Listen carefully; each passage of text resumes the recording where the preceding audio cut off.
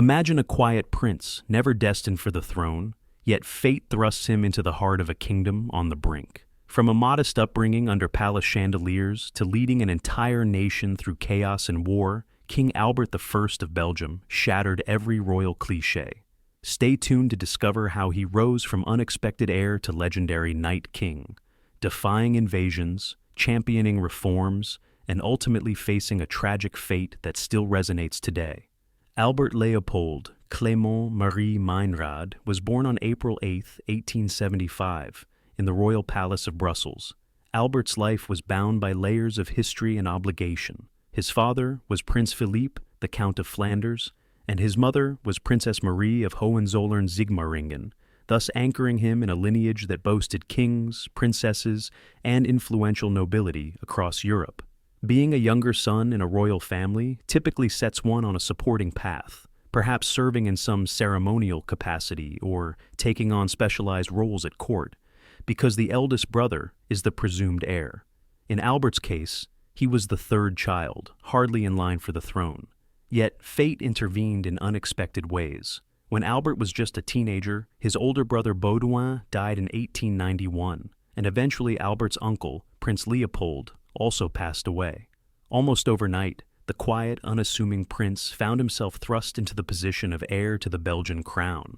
Even in those early years, observers noted Albert's calm demeanor and introspective spirit. He was taught at home by private tutors, receiving a thorough grounding in history, politics, military science, and languages, particularly French, German, and Dutch.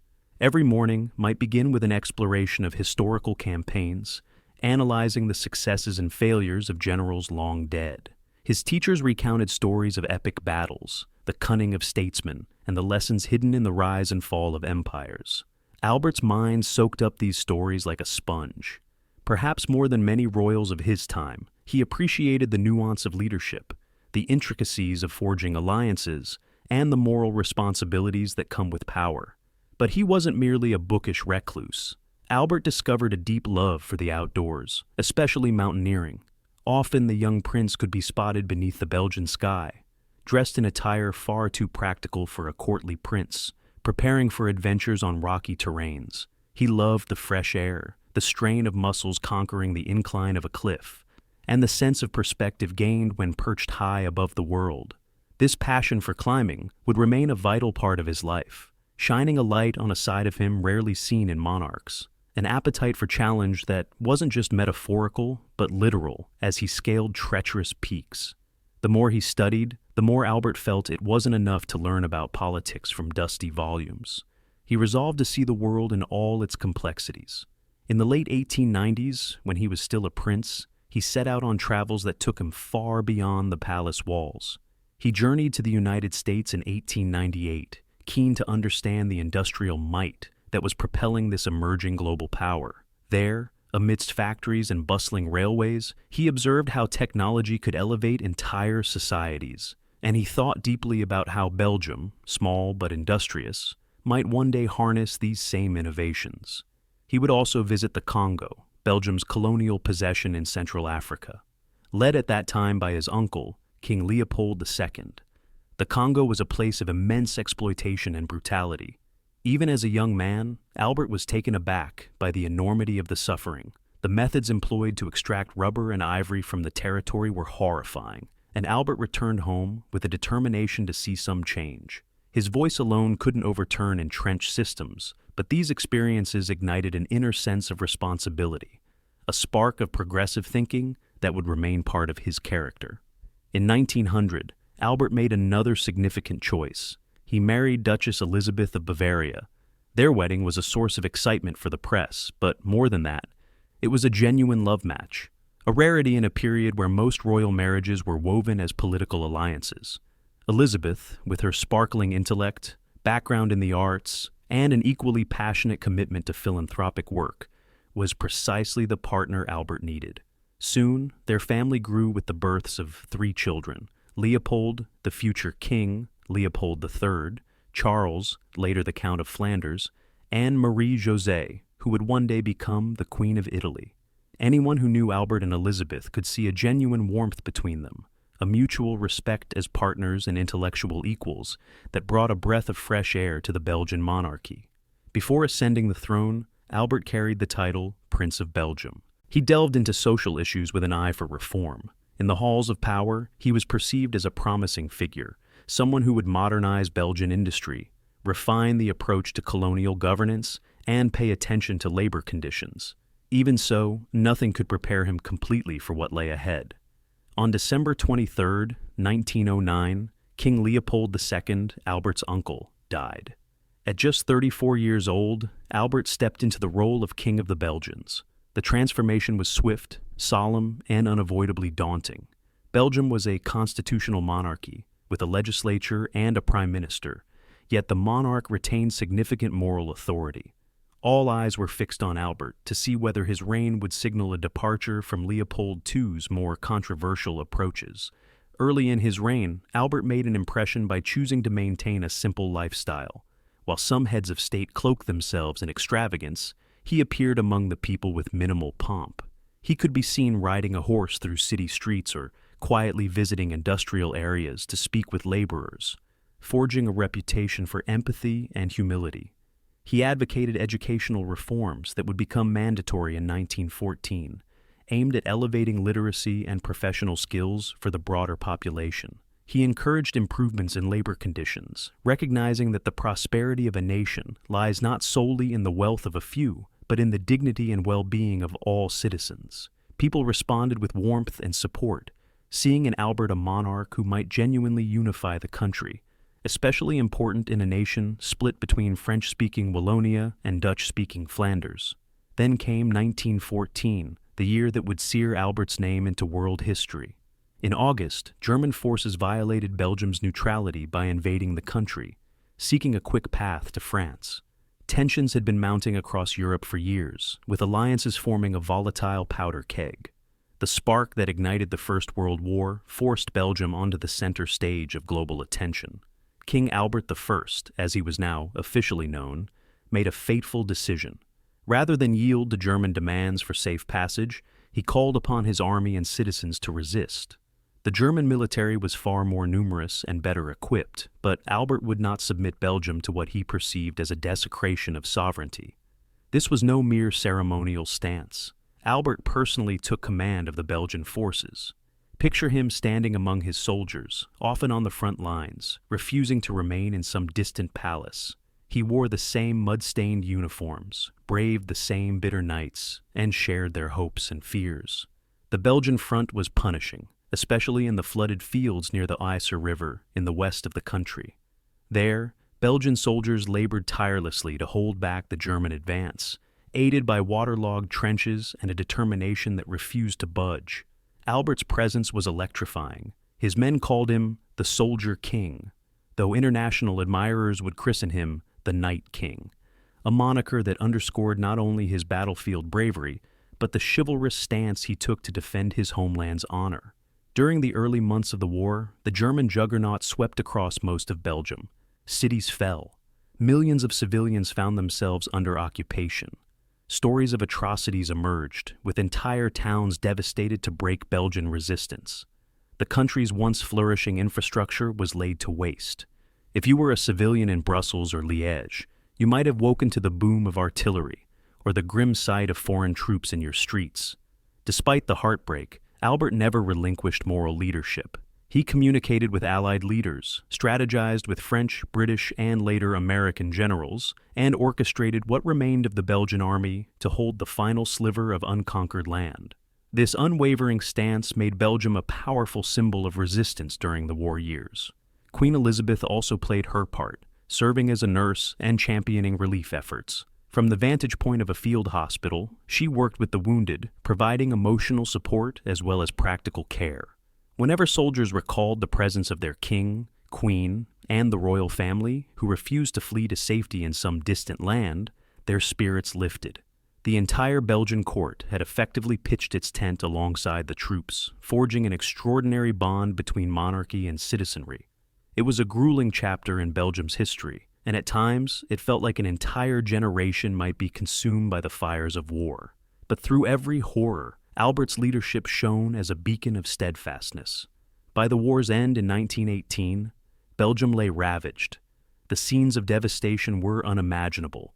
Demolished bridges, cratered roads, entire towns reduced to ashes. As the armistice took hold, nations across the globe recognized how Albert's refusal to capitulate had both extended the war and prevented the Germans from focusing all their might on the Western Front.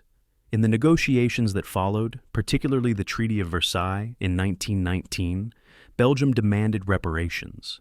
New territorial adjustments awarded the regions of Eupen and Malmedy to Belgium, but more importantly, the war shaped a new sense of Belgian identity. For better or worse, the small nation had proven its tenacity on the world stage. Albert, who had not sought the role of hero, found himself hailed internationally. In the aftermath, the king turned to rebuilding. He surveyed the wreckage with sorrow, but also a quiet resolve. Factories needed to be rebuilt, housing reconstructed, and infrastructure modernized. Beyond the physical structures, Albert recognized a deep psychic wound in the Belgian people, something that could only be mended by forging a new vision of unity and progress. And so began a wave of reforms to bolster education, expand voting rights, and improve labor conditions. In 1919, Albert endorsed universal suffrage for men, a step that many believed was long overdue in a rapidly changing world.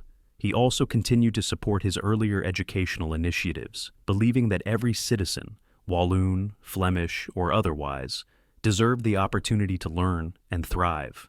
Still, the dual linguistic communities in Belgium posed ongoing challenges. The Flemish had long felt overshadowed by the French-speaking elite, and demands for cultural and linguistic recognition grew stronger every year.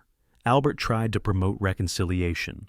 He knew well that the future of Belgium hinged on bridging these divides. Yet, while some progress was made, the Flemish language gained limited recognition in the army and certain official affairs. Tensions lingered. These frictions were a reminder that even beloved monarchs could not wave a scepter and erase historical resentments. On the international stage, Albert continued traveling, forging alliances, and advancing Belgium's interests. His visit to the United States in 1919 was a triumph. Americans, still marveling at how a small nation had stood tall against Germany, greeted the Belgian king like a war hero. Crowds thronged the streets, cheering as he toured factories and universities. Diplomatic ties strengthened as Albert championed Belgian products and innovations. He was also inquisitive about how the U.S. had emerged from the war economically invigorated, hoping to glean ideas that could be applied back home. Though he held progressive views, Albert also had to navigate the complexities of colonial administration. Before the war, in 1908, the Belgian government had already taken over the Congo from Leopold II's personal rule, aiming to rectify some of the most appalling abuses. Yet, the exploitation of resources and labor continued at institutional levels, and real progress for the Congolese people was painfully slow. Albert introduced reforms to reduce the worst atrocities, and he encouraged educational and healthcare initiatives. But many critics still argue that Belgium's fundamental colonial model remained focused on extraction. While it's possible Albert privately yearned for deeper change, the entrenched economic and political forces of the time restricted rapid improvements. Meanwhile, Albert's personal life and character endeared him to many. He was known to slip away from grand ceremonies to enjoy the simpler pleasures of nature. Whether riding a horse through the forests of Ardennes or poring over old maps of mountain ranges in his private study, he found solace in the pursuits that had first shaped him. He collected books on history and geography, devouring tales of explorers who had charted the unknown. During the hectic daily routine of a monarch, he maintained his thirst for knowledge and personal betterment. Friends and allies often remarked on how approachable he was. If you had the chance to chat with him, you might be struck by his soft-spoken manner, surprising for someone who once stared down the juggernaut of the German army. With Queen Elizabeth, Albert formed a remarkable partnership that transcended standard royal protocols. She was a patron of the arts, founding competitions and scholarships that nurtured Belgium's cultural scene. Together, they championed philanthropic causes, particularly in healthcare and education. Their synergy was evident at public events, where they seemed to share not just formal duties but genuine camaraderie. While some royal couples might hide behind formality, Albert and Elizabeth showed a modern flair for empathy, listening intently to the concerns of the day. Belgians saw a reflection of their own yearnings for a compassionate, forward-thinking nation in the faces of their king and queen. Yet, for all his triumphs, Albert's story would meet a sudden and tragic end. On February 17, 1934, the king was in Marche-les-Dames, a region in the province of Namur known for its rugged cliffs. He was there to indulge in his lifelong passion for mountaineering. Despite being a skilled climber, he lost his footing and fell to his death. The news spread across Belgium with the force of a thunderclap. People were shocked, grief-stricken, and disbelieving. How could a man who had survived some of the most brutal battles of World War I perish on a climbing expedition? Rumors swirled of foul play, whispering that perhaps political enemies had plotted to remove him. But official investigations concluded that it was a pure accident, a misstep, a loose rock, a single moment where chance overrode skill.